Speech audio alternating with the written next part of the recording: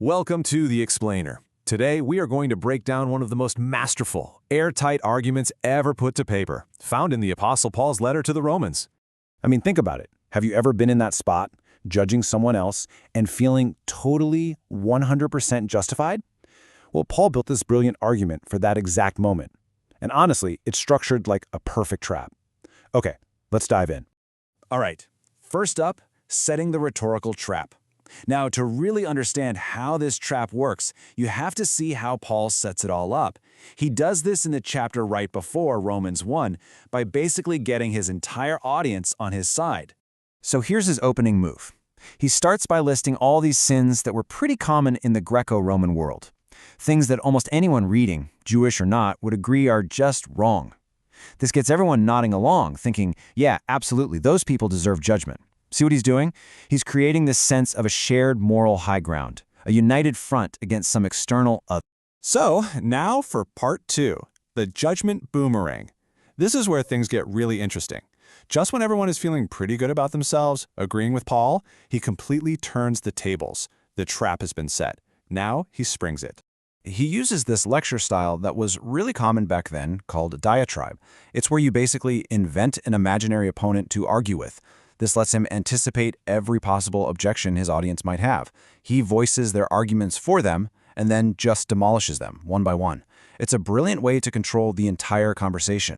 And this all builds to his core logic, which is basically a trap made of pure reason. Think about it. Premise 1. Committing sin deserves God's judgment. Well, everybody just agreed with that a second ago. Then comes premise 2. Guess what? You who are judging, you do the same things. And boom, the conclusion is totally inescapable. Therefore, you won't escape judgment either. By agreeing with the first easy point, they've literally walked into the trap and condemned themselves. So now we're at section 3, inward versus outward righteousness. The hypocrisy trap is sprung, but Paul knows his audience. He can already hear their next line of defense. He knows his imaginary opponent is going to fire back with something like, "But wait a minute, Paul, I'm different. I have the law of Moses. I have my heritage." They're basically pulling out their religious resume, trying to claim a special exemption. But Paul just cuts right through all that, arguing that those external markers are not what actually matter to God. And this is where he lays out this really sharp contrast. On one side, you have this outward, for-show righteousness, bragging about having the law, relying on physical rituals, always looking for approval from other people. But on the other side is the real deal, an inward reality. The law isn't just in a book, it's written on your heart. The change is spiritual, and the only praise you're seeking is from God. It's a timeless critique of anyone who wears their religion more like a badge of honor than a matter of the heart. And he just lands the point with this powerful statement. True identity before God isn't about the outward signs, it's about the inward condition of your heart. I mean, that is a radical redefinition of what it means to be one of God's people.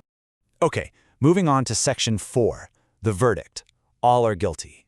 So, having dismantled every single possible defense, from moral superiority to religious heritage, Paul is now ready to deliver the final universal verdict. And what's so powerful here is that Paul doesn't just give his own opinion. He acts like a prosecutor, and his evidence is Scripture itself. He masterfully weaves together a chain of quotes from the Psalms and Isaiah to prove his case, that sin has corrupted every single part of the human person. He starts his diagnosis with the mouth, quoting scriptures that paint a grim picture of human speech as deceptive, even destructive, like an open grave. From the mouth, he then moves to the feet, linking our actions and the paths we walk to violence and misery. And he finishes with the eyes, our very perception of the world showing a fundamental lack of reverence for God.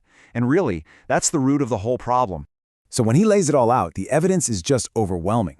Paul's scriptural argument is so comprehensive that in the end, nobody, not the religious person, not the irreligious person, no one has anything left to say. The entire courtroom of humanity falls silent before God. And that brings us to our final section, God's righteous solution. The trap has been sprung, the verdict is in, and the situation looks completely hopeless. But this is exactly where Paul wants his audience to be, because it's only when every mouth is silenced that we're finally ready to hear a new word. This is the question his entire argument has been designed to provoke. If our own efforts fail, if our heritage doesn't save us, if our religious rules can't make us righteous, then what can? He has created a desperate need for a different kind of solution.